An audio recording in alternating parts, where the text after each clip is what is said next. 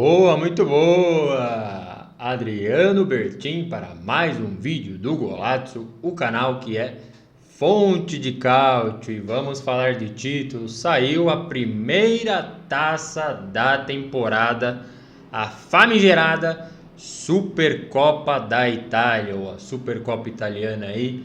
Já tradicional evento desde os anos 80 aí, prestigiando o nosso calendário do futebol italiano, colocando o campeão italiano diante do campeão da Copa Itália para ver quem é o super campeão aí do país. A gente sabe, né? Tem até lá no nosso golazzo.com.br a origem, os maiores campeões aí desse torneio.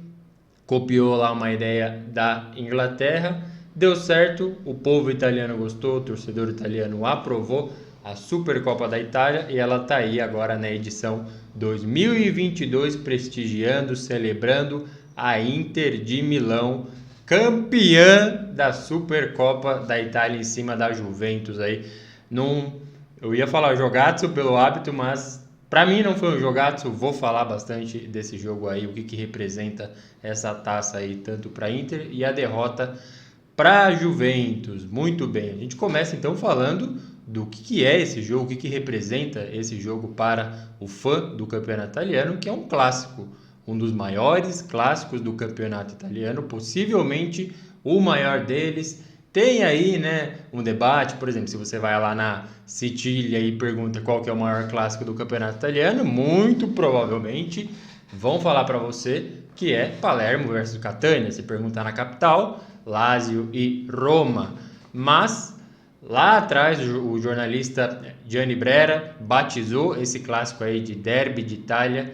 Não se sabe exatamente o porquê que recebe esse nome, mas tem algumas pistas, né? Então, por exemplo, o fato dos dois times terem as maiores torcidas aí da Itália, a Juventus na liderança, né? 2 em cada 3 italianos torcem para a Juventus e a Inter na sequência, dividindo ali a segunda posição um pouquinho à frente do Milan, com mais torcedores. Também tem o fato deles serem os maiores campeões italianos na época, né? Que o Gianni Brera soltou esse rótulo aí para o clássico, mas enfim, é um clássico muito importante do campeonato italiano. Tivemos uma nova edição, uma das maiores rivalidades também, né? Muito provavelmente o torcedor da Juventus responderia que quem ele odeia mais, né, no campeonato italiano é a Inter, e a Inter é a mesma coisa, claro, né? Tem o derby ali della Madonnina com o Milan, mas é uma rivalidade muito legal.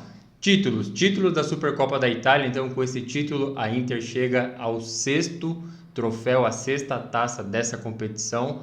Está atrás da Juventus. A Juventus é a maior campeã, não só da Supercopa da Itália, mas também da Copa Itália.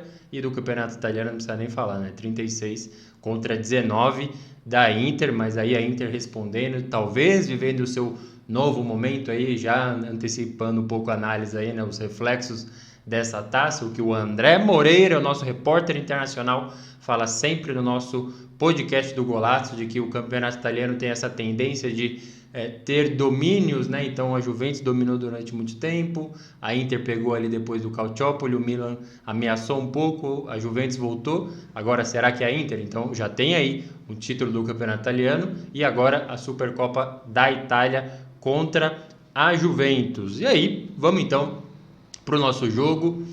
Antes até do jogo, o nosso pré-jogo, o nosso antepasto, né? O que a gente tinha na perspectiva para esse jogo acontecer. Então, por um lado, na escalação, a gente está nesse momento aí, né? Sofrendo com muita gente infectada e tudo mais. Mas a Inter não. A Inter foi praticamente titular. Não sei se dá para tirar alguém desse time aí que foi a campo na final da Supercopa da Itália. Lautaro, Dzeko, Handanovic no gol, Skriniar, Barella, enfim, todo mundo em campo. Por outro lado, uma Juventus sofrendo um pouco ali com lesões, deixou de bala no banco, o Perin foi pro gol porque o Szczesny até tomou a vacina, mas tomou com um pouco de atraso, então tinha que cumprir aqueles dias ali, enfim, mas eu acho que já jogaria o Perin. Outros times na Copa Itália que está rolando aí no mesmo período, na mesma semana, os times estão mesclando entre titulares e reservas.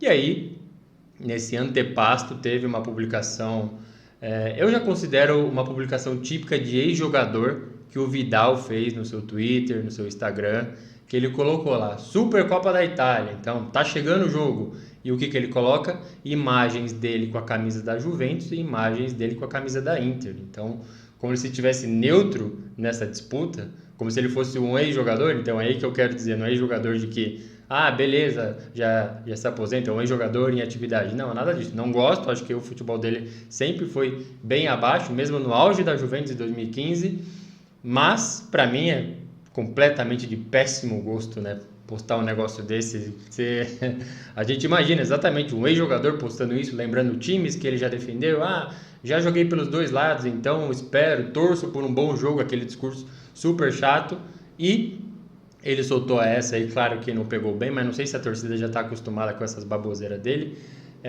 Me incomodou, mas enfim, duvidar a gente não espera muita coisa. Do jogo em si, eu não acho que foi um jogaço, rivalidade, foi apimentado ali, teve lance discutível, né? Então o McKennie abriu aos 25, o Lautaro fez de pênalti, para mim foi pênalti. Quanto mais repetia, mais em dúvida eu ficava, né? O lance do VAR ali, mas enfim, sacramentou o pênalti, o Lautaro bateu e foi assim, né? A Inter, claro, melhor em campo, tem mais qualidade, acho que dificilmente a gente pegaria os dois times ali e falaria, bom, esse aqui é melhor o da Juventus do que o da Inter. Não dá, assim, acho que qualquer time que fosse comparar a Inter no campeonato italiano, ela tá à frente, ela tá realmente um nível acima no quesito de qualidade. Então, pressionando bastante, depois desse 1-1, foi tirando os jogadores. Morata saiu, Bernardeschi saiu, fizeram muito pouco, Morata ainda deu uma assistência, né? Aliás, ele tem feito isso, né? Perde os gols dele, faz gol impedido, mas dá aquele cruzamento e resulta em gol. Foi o que aconteceu, Bernardeschi também não fluiu. Acho que a Juventus já começa a sentir aí a ausência do Chiesa, né? Que estava tentando alguma coisa, mas a gente já sabe, vai passar por cirurgia, ficar uns 6 meses aí, vai perder o resto da temporada, a Champions League, eliminatórias para a Copa do Mundo, a Itália não está garantida, a gente sempre lembra isso aqui, e aí claro que o torcedor brasileiro seria brindado aí com uma bela ausência do melhor e principal momento do jogo. Então agora a gente sabe que o gol do Alexis Sánchez saiu numa falha da Juventus no minuto 120 da prorrogação, mas no ao vivo não.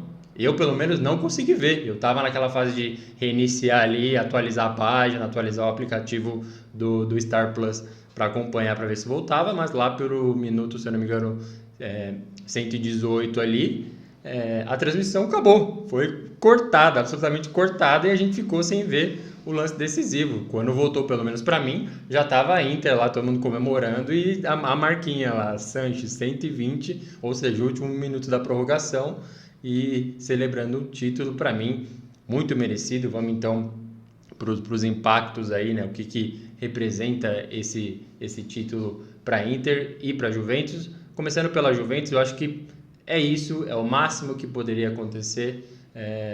Campeã da Copa Itália, chegou para disputar esse título com desfalques, então já pega, mas ainda que não tivesse desfalques, eu acho que a qualidade da Inter é muito melhor. A Juventus apostou em jogadores aí, só fui fazer um tweet durante a partida que o Bernardeschi errou diversos lances, falei, nossa, o Bernardeschi já está no 5º ano na Juventus, assim, sabe?